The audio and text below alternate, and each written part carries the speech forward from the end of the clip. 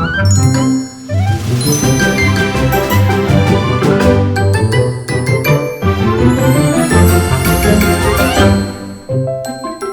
to the Disneyland with Kids podcast, where we help you plan your vacation in 30 minutes or less.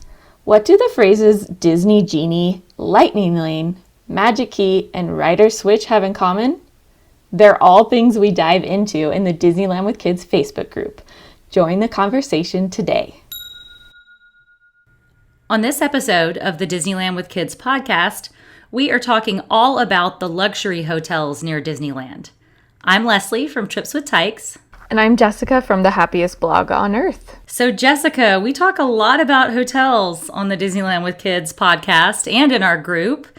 Where you stay is a big part of the cost of a Disneyland vacation. And of course, it can contribute a lot to your overall enjoyment of your vacation.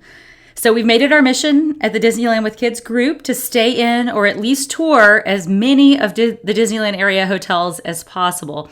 And Jessica, I actually did some quick back of the napkin math, and I was able to list at least 14 different hotels in the immediate Disneyland vicinity that I've personally stayed in, and at least a dozen more that I visited or toured or dined in.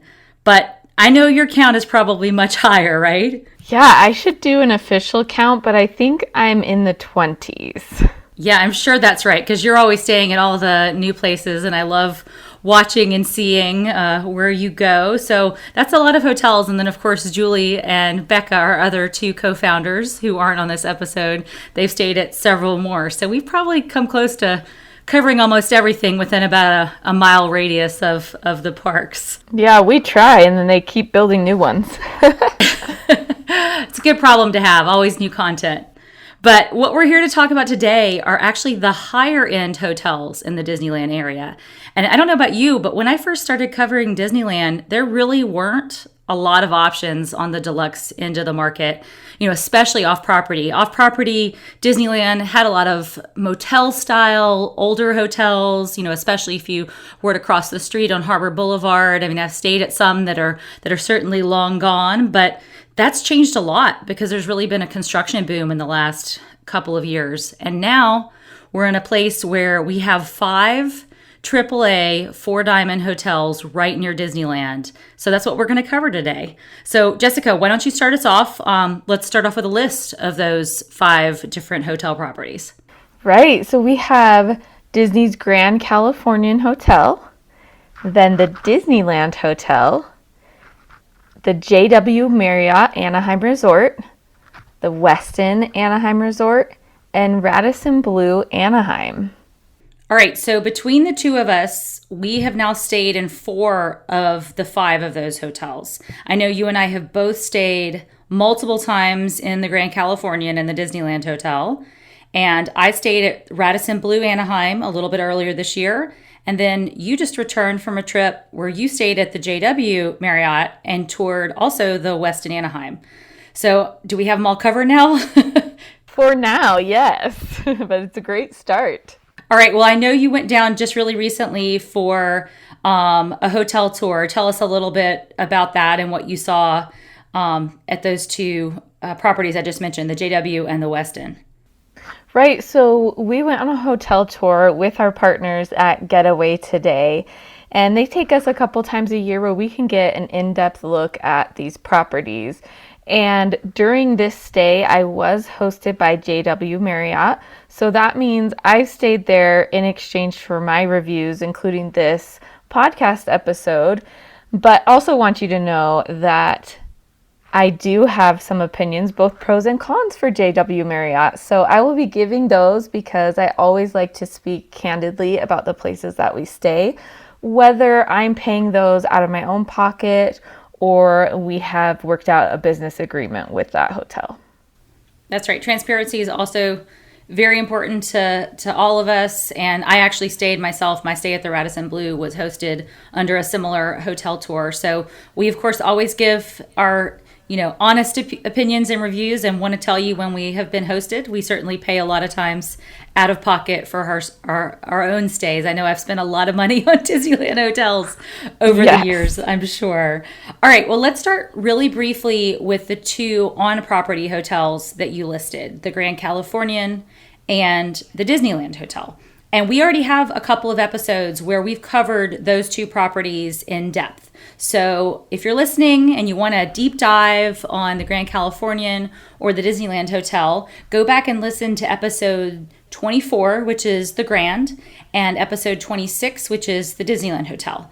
But in case folks don't want to go back and listen to, two really long episodes, why don't we give them a quick refresher of those two properties and what staying on property involves? Perfect. So the Grand Californian is considered to be part of Disney California Adventure Park. So it is a hotel located within a theme park. That means it's going to be your closest hotel to the theme parks because it's in a theme park. And then Disneyland Hotel is at the end of downtown Disney and also part of Disneyland Resort, but just a little bit farther. Of course, with Disney hotels, you're going to have that Disney experience. You're going to have Disney theming on property.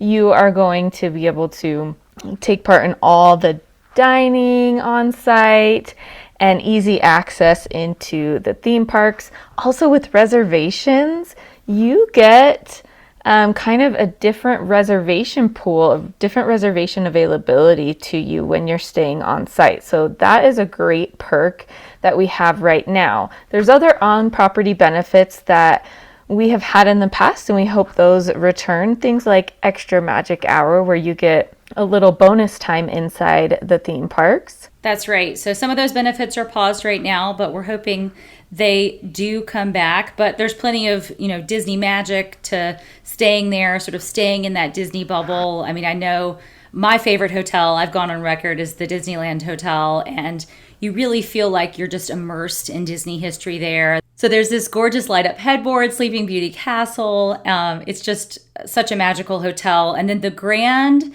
kind of has this understated luxury, this arts and crafts style, this grand lobby and these, beautiful wood panels. And both hotels have actually recently been updated. The Grand got kind of a big update in 2017 and 2018, and the Disneyland Hotel actually just got a refresh during the closure. So both of them are feeling pretty bright and shiny and new, right? Yes, looking good. I loved the little updates at the Disneyland Hotel. It was very fun to kind of look out for what those were. Yeah, me too. I just finished a stay there last month and was glad to see it all shiny again. I mean, it was still pretty shiny, but even those little extra touches make a difference. But there's one thing we haven't talked about, Jessica, and that's cost. The elephant in the room when it comes to staying at any luxury hotel, and especially any higher end Disney hotel. Both of these hotels are pretty pricey, and I just happened to look at prices in 2022.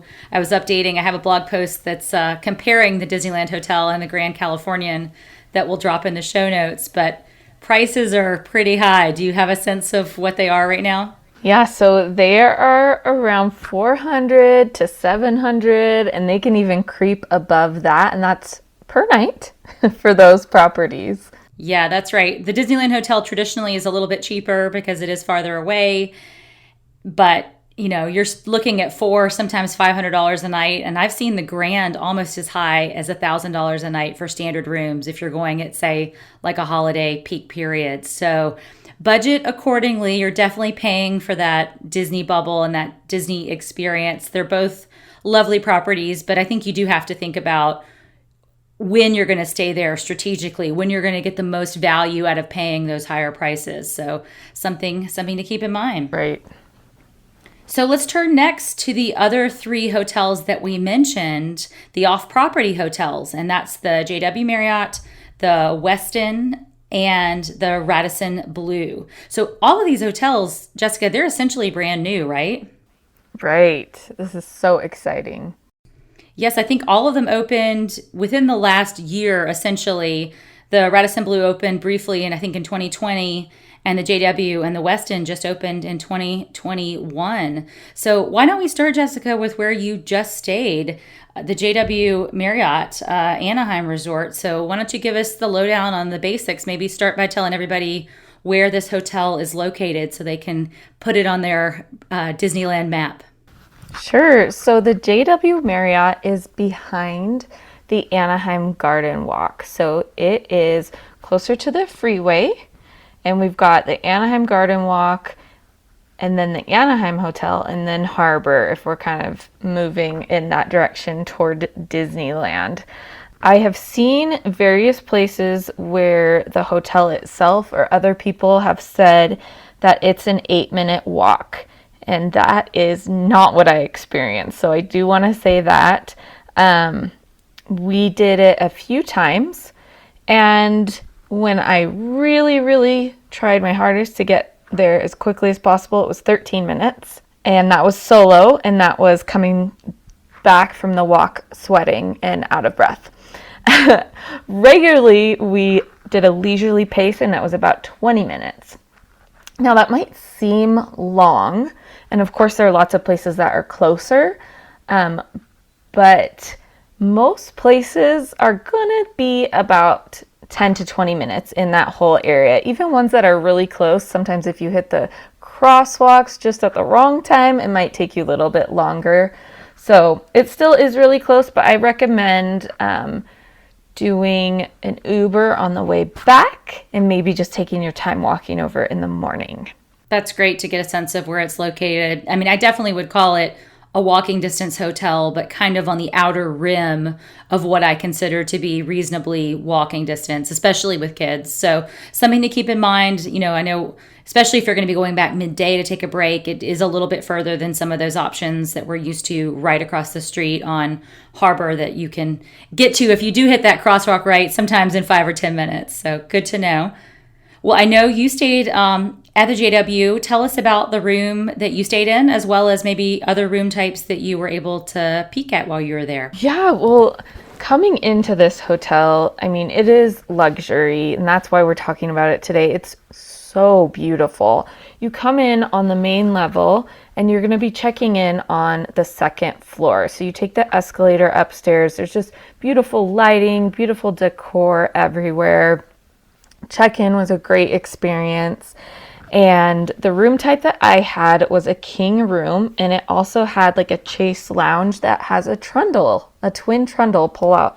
So you can do parents and one younger kid there if you'd like. And the rooms are stunning.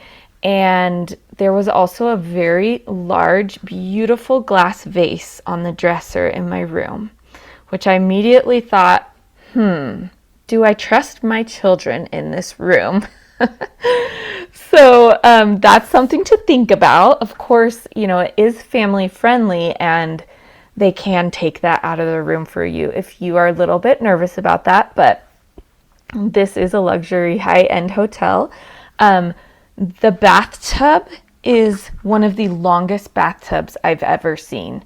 So I'm 5'7", and I love my baths after Disneyland day because you just need to relax and replenish. And I didn't lay down flat, but in sitting reclined kind of in that comfortable bath position, my feet were nowhere near the bottom of the tub. It's just super long and deep and really comfortable. And then it also has a separate walk-in shower. Really just a beautiful property. You have a fridge in there, no microwave, but you do have other amenities in the room like coffee maker, things like that. Bathrobe. Bathrobes are standard. I'm pretty sure that's one of the things that you need for that AAA 4-diamond rating. So just a beautiful place. The common areas are absolutely stunning. So many places to relax and hang out with friends. On that second floor lobby, there's also a bar and a restaurant. And they also have their butterfly Zen garden outside, which is a huge focal point of the JW Marriott. They actually have an app that you can do a Zen meditation tour of their gardens, or you could just hit up different spots and scan that QR code and follow along. And it's just beautiful. They have flowers, they have herbs and things growing out there that they actually use in some of their food and drinks as well. That really sounds lovely. Sounds like such a nice, relaxing, high-end hotel. Did you get a chance to peek at the pools or maybe other amenities that the hotel I has to offer? did. So here's something that's also interesting about the JW, and you'll have to tell me if you've seen this anywhere else, Leslie. There is no hot tub or jacuzzi at this hotel. There is a pool, but no That's hot interesting. tub. That's interesting. And that's not something I would expect at a luxury hotel to not have a Right. hot I tub. was Is it, really was there a space surprised. issue maybe? So we were ready to go. We wanted to go to a hot tub, but we thought, I didn't notice one. Maybe I missed it. So I asked them, is there one? And they said no. And I said, well, is it coming? Because, being a new hotel, I thought maybe it just hadn't been built yet. No, there are no plans for it. They just decided not to include one. And it didn't seem like there was a space issue because they do have cabanas by the pool that you can rent. Those have TVs and ceiling fans in them. And then they have lots of outdoor space to relax if you don't choose to get a cabana. It was funny because they told me, said, is there a spa outside? And they said, no, but the bathtub is really big. And I said, yeah, but I'm not going to invite my friends over. So we'll just have to skip that this time. Well, at least you got your bath, even if you didn't get your hot tub. That's important to note because I do consider that usually standard at a luxury hotel. Yeah, So I that's thought it was strange. one little thing. They do have a rooftop bar, which is also beautiful. And that's just one of the things that we're seeing come to almost every new hotel being built in Anaheim. And that's a lot of fun. They have two spaces that are separate and distinct. So I believe the elevators come up like in the middle of them. So you might not even notice that there's two spaces. One's larger, one's a little bit smaller. So this is also a great opportunity if you're looking to rent something out for a private party. One of those areas will most likely fit. That's great. What about the other restaurants? Is the rooftop bar sort of the place to eat, or are there other places to get food at the hotel? Yeah, they do have one restaurant on site indoors, which you can go for breakfast as well as dinner. Got it. All right. Well, this sounds pretty luxurious in the grand scheme of things, hot tub notwithstanding. So let's talk about how much this hotel cost. I ran a couple of numbers and was really surprised to see how, in the grand scheme of things, affordable it is for a luxury hotel. What prices have you seen on it? So we're looking at mid 200s to low 300s for a good deal. They can go higher than that, of course, during peak periods. But what's really great is with our partners at Getaway Today, right now we have fourth night free. And Getaway Today is always working out some kind of deals with their partners, which sometimes you can't even get through booking directly. So that's something to check out. And always remember, when you're pricing out things on Getaway Today, they show you the full total amount for your stay. So don't confuse that and think that's a per night cost. That's your total cost when you're doing quotes.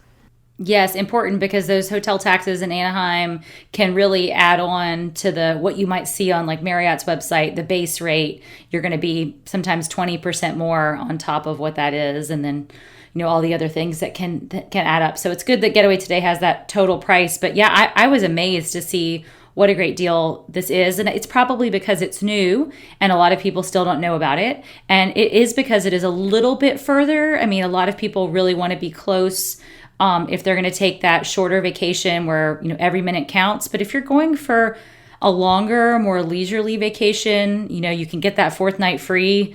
That seems like a screaming deal to me if you're a luxury hotel lover.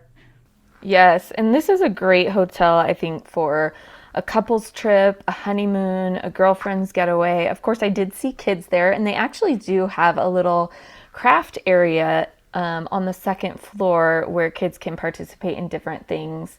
And the table height is just perfect for kids as well. So of course they encourage families, but it is catered to that luxury market like we talked about. And another thing to be aware of is if you are walking back at night through the garden walk, know that there is a vibrant nightlife scene there. So there are several clubs and bars there, and it might not be something you want to walk through with your kids. So just think about that and how comfortable you are with those kind of situations. Excellent, excellent tip. So overall, what's your sort of final review on the JW?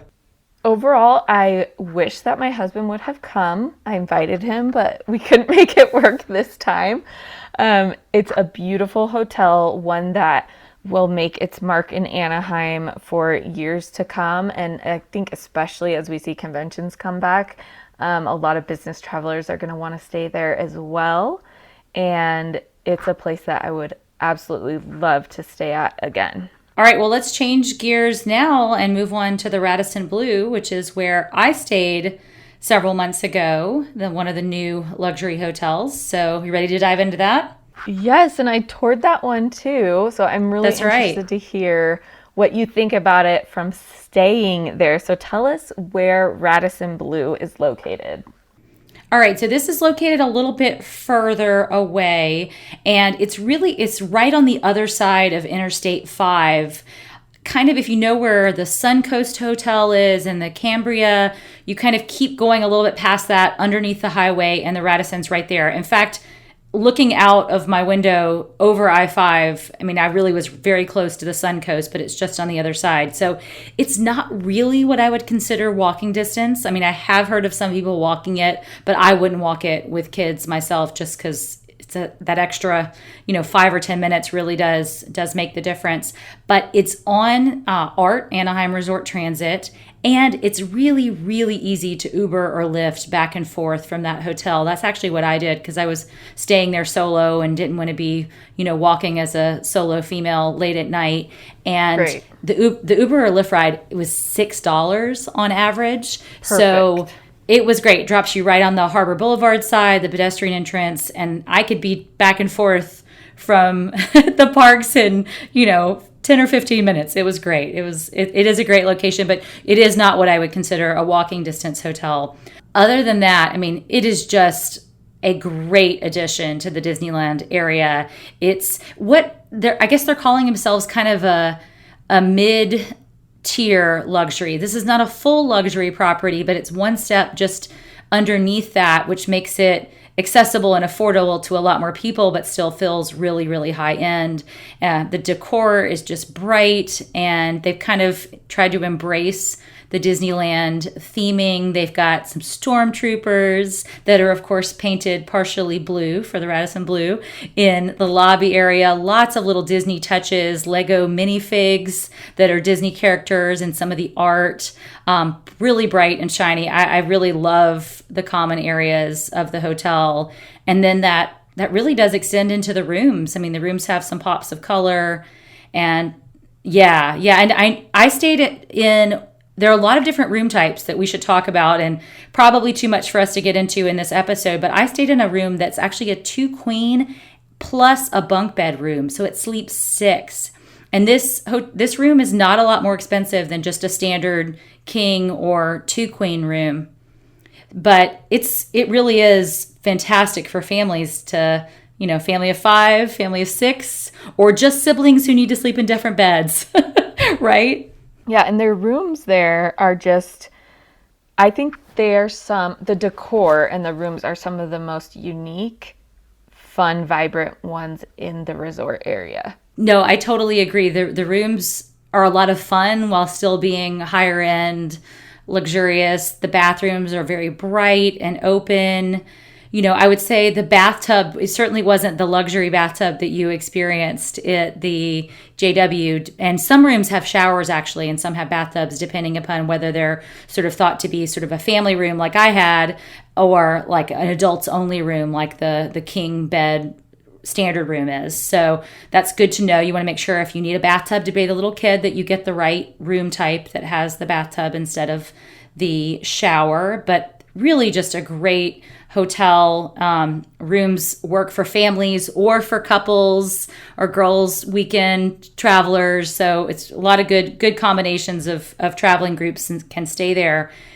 And then there are just great amenities at the hotel. There are two pools. There's a rooftop bar, like you said. Those are becoming standard at the Disneyland area hotels, and just a lot to see at the hotel, and lots to eat, and it feels like a vibrant place for sure. What did you think of it? Yes, it's definitely alive. We dined at the rooftop bar together, and that area is just so beautiful. And I remember also just walking into, because it's like indoor, outdoor, they have some indoor. And when we first walked into that bar area, I just loved the decor. Like, I'm thinking, like, wasn't it blue velvet couches and just really pretty, sophisticated and vibrant? I don't know. It's just beautiful there. Yeah, definitely a little bit of an edgy vibe. So you can have that adults night out, but it's still very, very family friendly in the grand scheme of things. So, So, how family friendly pricing when we're talking luxury? Tell me about that.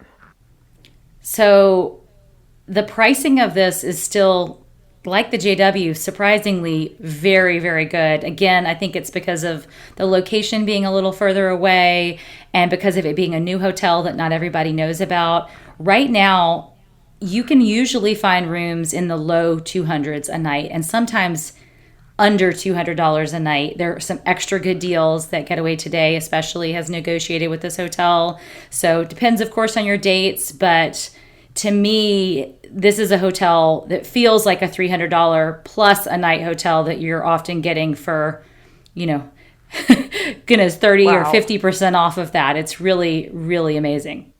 Yeah, and you can easily stay at some of the hotels across the street from Disneyland that are not that luxury rating and are not new, are quite old and maybe just renovated for close to the same price. So it's like maybe stay somewhere newer and more luxurious just a little bit farther away. Just depends on what's important to you. For sure. So overall, this was a big two thumbs up for me. Definitely feels like an accessible, family friendly hotel. You just have to plan on the transportation logistics. But other than that, there's just nothing in the con column for me about this property. I mean, I loved it. I can't wait to get back.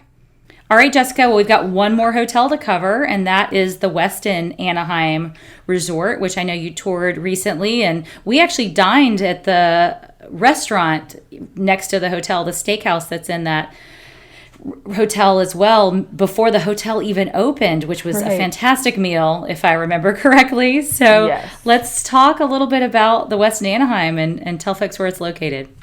Okay, the Westin Anaheim is on Catella, and it is where the old Annabella used to be. So we are kind of across from, well, we're definitely across from California Adventure, but if you're walking into the parks, you're going to pass Paradise Pier Hotel and the Grand Californian. So you're going to be entering through downtown Disney, most likely if you're staying at the Westin Anaheim. They have also built this very close to the convention center. So this is perfect for families going to Disneyland or business travelers and people going to conventions. It is a stunning property, and I couldn't help but instantly be comparing and contrasting the Westin to the JW.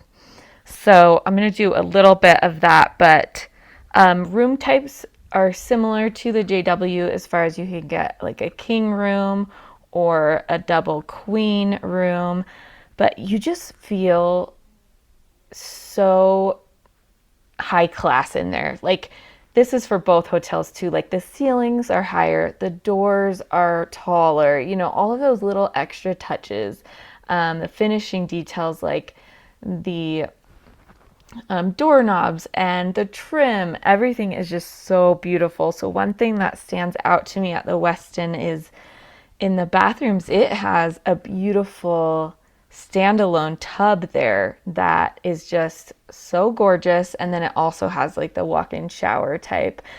And the one room that they showed us, which is a theme park view room, and the price point isn't that different from their regular rooms. Leslie, you would have loved this. The door, the sliding glass door, have you seen it? Well, I've seen people's pictures on Instagram. I'm sorry that I missed it, but looks amazing for So the sure. sliding glass door is like those accordion type doors where it opens all the way. So you almost have the entire width of your room that can open up to, you'll be seeing Pixar Pier and the Incredicoaster. And we happened to tour it at night, so it was all lit up. You can hear them screaming on the Incredicoaster when the windows open, not when it's closed. But it was so beautiful. And not only that, it's more than just a step out balcony. So you actually have chairs out there that you can sit and watch and just enjoy that Disney ambiance. It really feels so close. You feel like you're in the Disney bubble, which is amazing. Yeah, this definitely has the best location of the three, I would say. I actually stayed once upon a time at the Annabella where it was located, and thought that location was really a prime location. So, what did you think about the pools and sort of the other amenities that you saw at the hotel? You maybe compared to the JW. Right. So pool, beautiful, very similar. Restaurants, they have Fleming's that we ate at before, and then they also have another restaurant that's part of their on-site dining as well as an extensive wine list. I believe they had like 300 different wines available. We actually had them bring the wine list to the table, and you could be looking at that all night. But the food there was amazing as well. And so you have those two different options, a restaurant and bar on site, or you can go to Fleming's, which is also on site. So that was really convenient. They also have a rooftop bar, which gives you that same view of Pixar Pier and California Adventure. They've got the fire pits out there, and they just barely opened that to non-guests, but they do want you to make reservations to guarantee that you have a spot up there. I've been to so many rooftop bars in the area, probably all of them actually, starting with one that they first built on top of Grand Legacy at the park. That was the first rooftop bar in Anaheim. And out of all of them, I think I'm going to have to say that the Westin is the best as far as location and ambiance. It just felt a little bit more dignified up there. Not sure why. This is sounding great. Next on my list to stay at for sure. I've been watching this hotel going up for the last couple of years, ready for it to join the options. Before we get to what you think overall, let's talk about what the cost is of it. We're looking at high 200s right now to low 300s, but we also did a little math while we were there, and with the special that Getaway Today is running currently, so if you run to book it now through disneylandwithkids.info/book, you will find that you can stay at the Westin Anaheim for almost 2.5 nights for the price of one night at the Grand Californian. Wow. So definitely some good deals with Getaway Today. So maybe that's what I need to go book right now after we finish recording this podcast. It's so close. Yeah. See, the other ones, we were like, they're great. They're a little bit farther. And I don't know, this one really just has so much going for it at Westin Anaheim. So overall, it's next on my list to stay at, and I can't wait to go back. Well, it's just great to hear. I mean, it really is exciting to have all of these higher end hotel choices that are so close to Disneyland. So before we close out, I think we've mentioned this before, some of these in bits and pieces, but our listeners, I'm sure, are really interested in knowing how best to book these hotels and especially how to save a little money on even the higher end properties. So Jessica, remind them what you would recommend for booking. Right, so you can book any of these properties through our travel partners at Getaway Today. Just go to disneylandwithkids.info/book. You can even add our promo code DisneyKids if you're booking a package of tickets and 2 nights or more at the hotel. That'll take an extra $10 off, even of those Disney owned hotels. So it's a great way just to save a little bit and still have that luxury. I also wanted to mention, Leslie, we are launching a Disneyland with Kids digital magazine. So if you enjoy reading about the hotels of the Disneyland Resort Area, we're going to be going into that in our new magazine, which you can subscribe to now at disneylandwithkids.info/magazine. Definitely going to be featuring some of these luxury hotels in this nice, new, beautiful magazine. So would love for you to subscribe. And Jessica, before we wrap up our chat, we've got to do our traditional would you rather question.